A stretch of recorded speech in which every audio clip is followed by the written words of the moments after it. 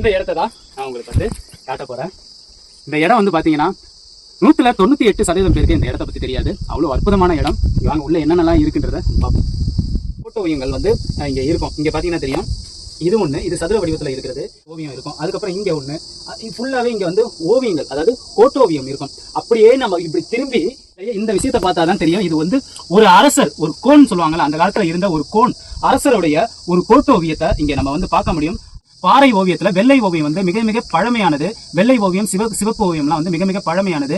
அதையுமே இங்க நம்மளால பார்க்க முடியும். இங்க பாத்தீங்கன்னா தெரியும், இங்க இந்த பாருங்க, இது வந்து இங்க இருக்கு பாத்தீங்களா, இது வந்து ஒரு மனிதரை குறிக்கிற ஒரு வெள்ளை ஓவியம். பல காலகட்டத்துல இருந்த ஒரு இடத்த வந்து இங்க நம்ம பார்க்க முடியும்.